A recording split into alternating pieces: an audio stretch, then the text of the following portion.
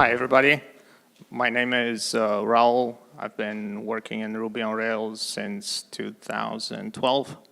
I've been working at Gumroad for the past 4 years. Then I left this spring, and for the past 6 months, I've been kind of working on my own stuff. And what I want to present to you today is an app called OG Pilot, which is a dynamic open graph image generator on ogpilot.com. So first, why have a great open graph image? Well, first of all, a good social preview image can drive up to 3 times more clicks to your website. So whenever you want to launch a new website, it's good that you have a great open graph image. Usually, especially for online shops where you want to sell like products, most of the online shops that I'm seeing online have just like a image of their product, which is cropped and it doesn't look good enough.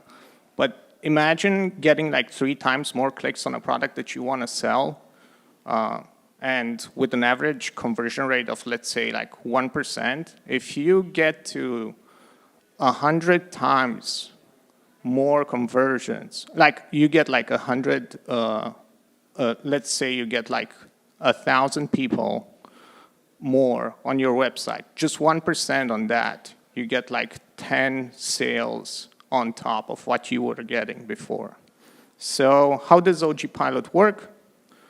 Well, you connect your domain, you sign up, and you just set the new OG image meta tag to ogpilot.com. It's like an API, and you just set your URL right there. And that's about it. I mean, OG Pilot handles everything else. Like it scrapes all the web pages, it gets all your branding colors, it gets the title of the products and descriptions, and kind of gets all this together and creates the OG images. And besides this, you can also get like analytics and see when people are sharing your links on social media or on other platforms like on Slack, on WhatsApp. And it's a pretty good insight to see like what links or what products are being shared more. Like you can do sales on those products if you can see like people are sharing more of those online. And yeah, you can also do like refinements on each of the image. You can like change the title, description, branding colors, like background text. But you can also use something like AI refinements, and it can like generate super beautiful OG images like in these examples. Like for instance, I did some for DSF Ruby, Friendly RB, Evil Martians blog. And yeah, you can see, like for instance, right here where the OG Pilot really shines, where you can just blend the product image into the OG image that you're using with the title, price, and yeah, there's also like, if you have like an event page, it can automatically determine the dates of the event, and yeah, all this is done automatically behind the scenes. And yeah, you can check it out. You can go on ogpilot.com, just put in a URL. Email is optional if you want to like receive an email with the OG image generations. And yeah, that's about it. You can find me on Twitter, and that's my email. Yeah, thank you. One of these. All right. I just wanted to talk with you all very briefly about a project I work on with an organization called the Environmental Data and Governance Initiative. So during my day job, I do a lot of consulting and helping people re-platform and re-architect things, but I probably trade off too much of time that I should be spending with clients getting paid to work on this effort, which is a lot of volunteer and nonprofit work. So over the years, a lot of you have probably seen some of these news articles or ones like them about terms like climate change getting removed from certain government websites. or how science and environmental data and things like that are being managed in the Trump administration or other US government administrations. And a lot, if not most of those articles are based on reports that are written by a team of analysts who are using this software that I help maintain at the Environmental Data and Governance Initiative, which could use a lot of help, either from you as developers or from you as analysts or from you as people spreading the word. The software is also used by the Internet Archive in the Wayback Machine. We have a big partnership with them, and they do a lot of crawling, and we get a lot of data from them, but they also use some of our software in their changes feature that lets you compare pages side by side, which is stuff that we developed for our analysts to help see what's changing. And there's also, we're a partner project in a lot of related organizations doing similar things, like trying to save and restore public science data that's been removed from government websites. Some of you may have heard of, for example, the Data Rescue Project. It's just another org that we're a founder of. But the actual monitoring of federal government websites is this project called Web Monitoring, which you can go check out this GitHub repo if you're interested in contributing to it. It started out during the first Trump administration, actually before the administration started after the election, when we were trying to save government science data sets, and folks were interested in trying to figure out keeping an eye on whether those data sets were actually getting removed or changed in some way. And we really quickly realized that also the way the government talks about things is a big deal, and we should be keeping an eye on that. And that's sort of how this project evolved. There were a lot of people who participated in 2017 and 2018. Sort of involvement dropped off a little bit, especially during the Biden administration. And so this year it's been mostly just me maintaining this project. But obviously there's a lot more to do all of a sudden again. So this is my call to action. I would love folks in this room who are interested in this kind of work or who might have some free time to dedicate to it to get involved or find me and ask me questions about it. I can tell you all kinds of more info. Or if you just want to know what weird stuff have you seen that the government's done. Got lots of weird stories I can tell you. So that's that.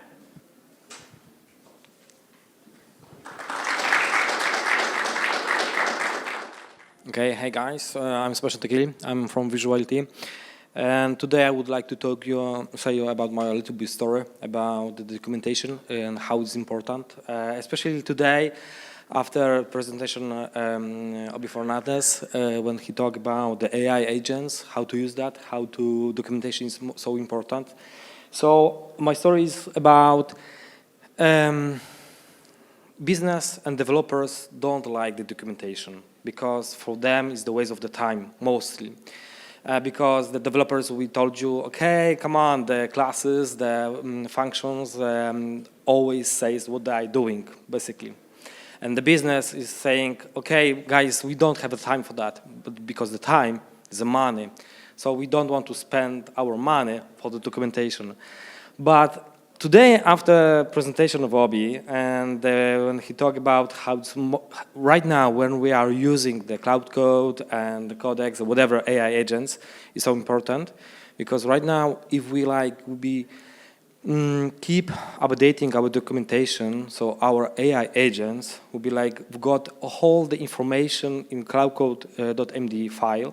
So when will be updated every time when we add some little information about our projects, how it works, and what it is using, what's the most important thing. So then we don't spend extra tokens on our AI agents, so we don't waste the time, and the time is the money. So that's why, for me, my perspective, my experience, like the leader of the group of the developers is really, really important. So that's why, especially today, when we are using AI agents, I think creating the documentation and keep them updated is really, really important. And do not listen to your developers, do not listen to the business guys, because in the end, you'll be save the time and you'll be save the money. Thank you.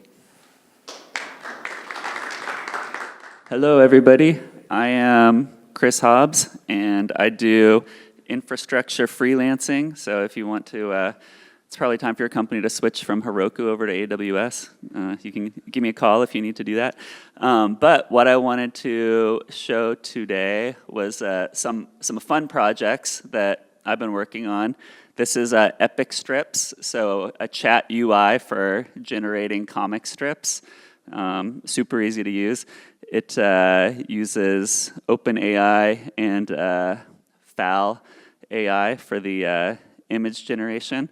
I took the same framework, and instead of asking the AI to output a comic strip, I told it to output 2D JavaScript games. So this is Rhythmatic.tv. Has a bunch of games on here. So you just put in a prompt, do some chats. It'll build some games. I told it to make a Connect 4 game. It's pretty smart. It just did all the memoizing of the state, and it's pretty difficult to beat it, but you can give it a try. And then my latest, this one uses Sonnet to generate the JavaScript. You know, Sonnet, great code generator. Then my latest project is Bellatrix One. So this is MCP management system. So it'll spin up MCP servers from GitHub or manage connections to MCP servers. So for example, for Supabase, you just put in the URL of the MCP server, and then you'll put in some credentials for that, and then make an app for it. This is a trading MCP server, so it connects to your brokerage. This one's on GitHub, so you put in the GitHub URL, tell it to spin up, it makes a MCP server with that. And then you can collect all of your MCP servers into channels and expose them either through another aggregated MCP server that you can use to connect with through Cursor or something like Claude Desktop, or I have a Slack UI on here as well. So you just can chat with, this one's using Haiku. And I was getting ready for this demo, and I noticed that my Supabase had expired. It became inactive. So I said, and it offered. It said, would you like me to restore, activate it? I didn't even know that you could do that through the MCP, through the Supabase MCP. So I told it to activate it. It took a few minutes, went over to restoring status, then finally got healthy, and I said, what tables do you have? It's got like this users table, so I said, make some more fake data for this month. No problem at all, populated a bunch of fake data in there, and then I told it to, I said, create a histogram of users by day, include lots of unicorns on the page. So here it goes. It's making the page, and it came up with one version, but I wanted some more hovers on there, so I told it to add some hovers, and then it gave me a URL. So here we go. We have a graph of users with some unicorns on it. So if you're interested in MCP stuff, give me a shout out. This is private beta now, but I'd love to get some more people trying it out. And again, I am Chris Hobbs. Thank you, guys. So I just wanted to talk about this project. I can just start describing it for you guys. It's an open source gem that I've been working on. If you guys have been doing Rails for a long time, you probably know that in the Rails authorization space, there hasn't been much movement in probably a decade. So we're still using like can and Pundit and like Devise and kind of like these tools that have existed for a long time. So kind of, yeah, you guys just mirror that for me, thanks. So one of the things that I've been working on is I have this open source gem called SuperAuth that I am going to go over here on my GitHub and pull up. Whoops, And kind of the idea is I'm taking some, let's see, SuperAuth.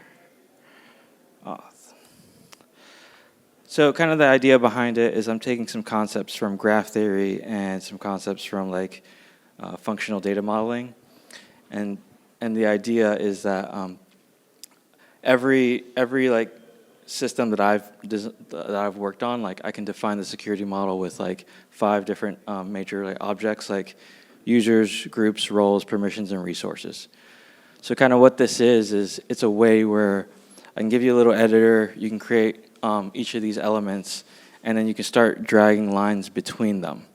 And so what that does is that gives you a graph that you get to make to define your own authorization rules.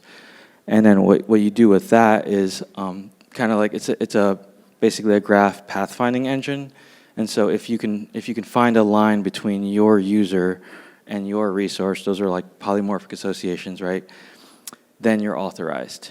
And then if you can't, then you're not authorized. So like the engine kind of goes through, does this crazy graph traversal in SQL to get you a table output that's more optimized query format. And then what I'm doing is I'm integrating directly into like Active Record. And what that allows you to do is it flips the authorization model to where instead of you looking over every feature to see if you have access to a thing or not, I block you right there, right before you even load your Active Record model. So that means that all those tests that you've all written around, like, can the user access the thing or the user cannot access the thing, that kind of stuff just goes away because it like, you deal with all your authorization like one time, you set it all up, and then like you kind of rely on it. And that's, so as you can see here in this little ASCII art, you have like your 5 different things, users, groups, roles, permissions, and resources. And as you draw your lines through them, you can, yeah, so like that's where this is.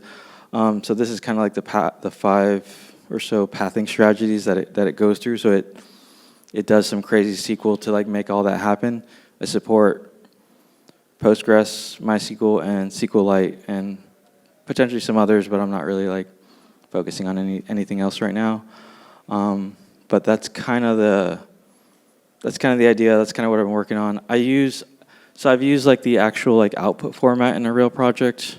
This query engine is like more of a generalized thing, and so that's just kind of like, so that part's a little bit more of a work in progress, but you can use it. I have an Active Record adapter, and then I have a Ruby SQL adapter. So I'd love for you guys to connect, or I'm on Twitter. I post a lot of Rails tips and tricks. If you're on the Ruby on Rails community, you've probably seen potentially some of my stuff. Let me see if I can hop on here. But yeah, this is my Twitter, so you can hop on my highlights and you can see a bunch of like Rails tips and tricks as well. So that's what I got.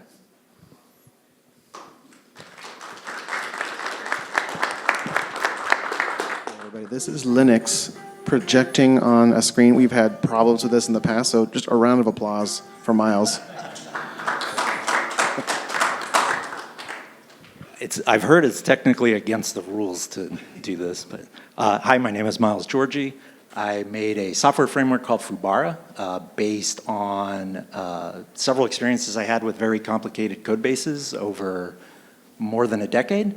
The idea behind the framework, I'm going to jump down here real quick to this slide. The idea behind the framework is that you build a command-centric system, and that helps you move from something that looks like this, where you have your domain logic and your integration code tangled up. If you're disciplined and apply a command-centric approach, you can detangle those concerns. And if you're really disciplined about it, you can actually abstract away all of the integrations if the system is discoverable, meaning that the domain-specific elements like commands provide metadata that's necessary to abstract away these integrations. And this happens because if you do a disciplined job of this, the controllers, the jobs, the rake files, they start to get really boring and repetitive. You tend to go in, find an existing rake task, copy, paste it, rename the task, change the name of the command it's calling. Same thing with the jobs. You find an existing job, you copy, paste it, change the name of the job, change the name of the command it runs. Because it becomes so repetitive and predictable, you can actually abstract that away. So yeah, I like to say that in a system where you have a very complicated domain, in this approach here, the domain is a secret. In this approach here, the system is actually communicating the domain to you. And in this approach, the system is screaming the domain in your face. Okay. And here I just have like some code examples. I'll try to be pretty quick with these. This is an example of a command. It has a name, which is really important. Optionally, it could have a description, which can be pretty important, especially if you're doing LLM stuff. Has inputs, which are typed, a result, which is typed. An execute method, which is usually self-documenting code that outlines the algorithm that'll be called if this command is ran. I rarely violate this. This is one time I did it in order to save some vertical space, but I felt very dirty while doing it. And just like some output. There's a ton of different integrations. There's a CLI, an MCP connector. This like lets Claude Code call your commands. You can expose them through Rack or Rails. So here we have commands that you can just call as an API through the Rails router if you want to. There's asynchronous stuff. There's a Fubara agent, which functions as an alternative to MCP. So it's compatible with MCP, but if you want, you can use Fubara agent, which is an alternative to MCP. And the framework has nothing to do with LLMs or AI whatsoever. The only reason it functions well as an alternative to MCP is that if you think about what an agent wants to do, it wants to discover your domain and operate it. And that's exactly what Fubara is all about, is making your domain discoverable so that it can be operated in an automated fashion by external tooling. Something I did want to point out, I have this Help Fubara button. If you click this, which I'm not going to do because my connection is bad, it jumps to a bunch of good first issues on GitHub. If you have any kind of open source project and you're wanting to connect with people in new ways, I recommend this technique. I had someone who's not even a Ruby programmer find this, and they were really just interested in making contribution to open source project and learning the process, and they learned Ruby, a little bit of Ruby to knock out a real easy story, and they loved Ruby, and now they're like learning everything they can about Ruby. So I think this good, I never thought about this, but this good first issue label on GitHub, instead of fixing an easy bug when you find it, just as long as it's not, urgent or a P0, throw it on GitHub, label it as good first issue, and just leave it there. Yeah, I don't know how I'm doing on time. So I'm actually just gonna, I think you get the gist of it. There's a few other cool concepts I could talk about, but I think, okay, I'll mention one concept is that you can automatically get a TypeScript SDK or a Ruby SDK from your domain logic, and that's something I do a lot. I'll generate a TypeScript SDK so that I can call all my domain logic from the front end. And aside from being convenient, the really cool thing about that is the back end is now actually imposing its domain on the front end, and it's not being filtered through REST where the mental model gets kind of washed away and has to be reconstructed on the other end. But yeah, here's a QR code to the repository, and I think you can link to everything else from there. And yeah, get in touch if you like pairing on stuff or are interested in this project or just like talking about domain complexity. Thank you.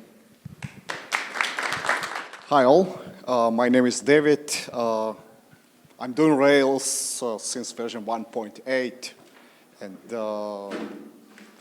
I actually want to share with you one tool that I found that not many people in the Ruby community know. How many of you actually heard about Repo Prompt? Oops, let me share it.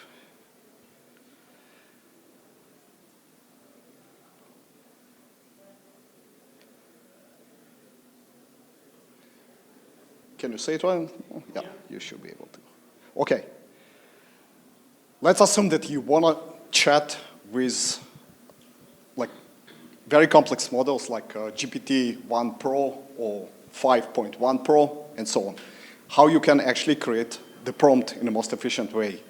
This tool is at your service. How it works, you can add repository here, or even multiple repositories, as you can see. You can start writing instructions.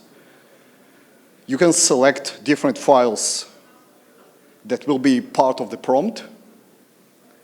And after it's done, you can actually copy the prompt in this section, if you can see on the right side, and put this inside the ChatGPT or any other like more advanced models.